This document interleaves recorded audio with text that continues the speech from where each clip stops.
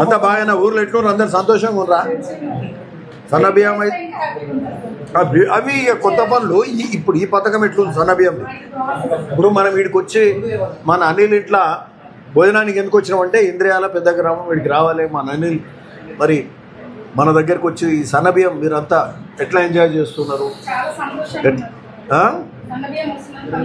అంత హ్యాపీగా ఉండదు సో మీతో కలిసి భోజనం చేసి మీ సంతోషాన్ని మేము కూడా భాగస్వాములం కావాలని వచ్చినాం ఈరోజు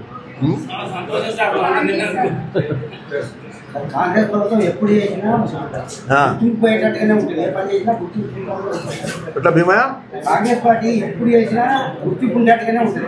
ఏ పని చేసినా అది ఎప్పుడు జనాలకు ఉంటాయి అదే ఇక అందుకనే ఇప్పుడు ఇందిరా మిల్లు కూడా అయిపోయినాయి పక్కకు అదేం లేకపోయారు ఇల్లు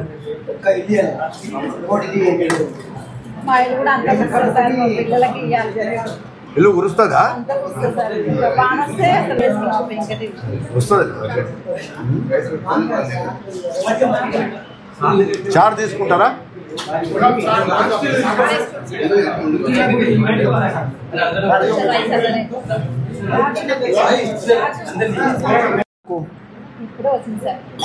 అంతకుముందు ఏం తినేది దొడ్డు బియ్యమే వచ్చేది మరి ఇష్టంగా తినేదా ఇబ్బంది ఉండేనా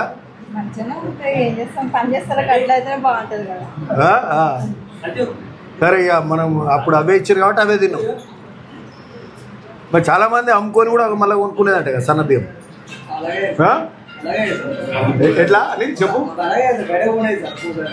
బయట కొనుక్కునేదా అప్పుడప్పుడు సో దొడ్డు బియ్యము మంచిగా తినాలంటే జరా ఇవి అమ్ముకోను లేకపోతే ఏదో విధంగా సన్న బియ్యం కొనుక్కొని తినేది మరి మీకు ఎట్లా అనిపిస్తుంది మళ్ళీ సన్న బియ్యం ప్రభుత్వం రేవంత్ రెడ్డి గారు సన్న బియ్యం ఇస్తున్నారు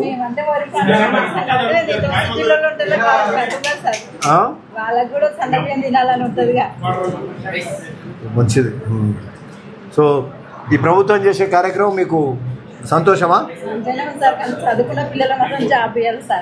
జాబ్ ఇవ్వాలి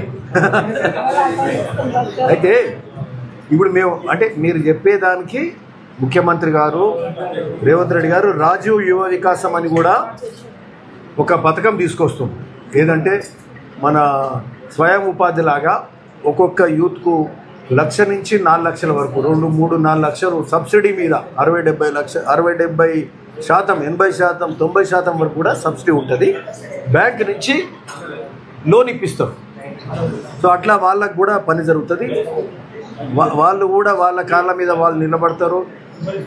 ఇంకా కొంతమందికి పని ఇప్పించే స్థాయికి యువతను తీసుకెళ్లాలని మన ముఖ్యమంత్రి గారి ఆశయం. అందులో రాజీవ్ యువ వికాసం కింద 6,000 కోట్లు ఇప్పుడు ఖర్చు పెడతాం. సో మంచిగా బతకాలి. సరే బట్ సన్న బియ్యం అయితే సంతోషంగా ఊరు కదా. నువ్వు చెప్పమ్మా, నీ పేరేంటి? వైష్ణవి. ఏం చదువుతున్నావు? BTech third year. ఎక్కడ? విజ్ఞానా? నైస్. మరి అయితే ఈ బియ్యంతో ఎట్లా మంచిగా అనిపిస్తుందా?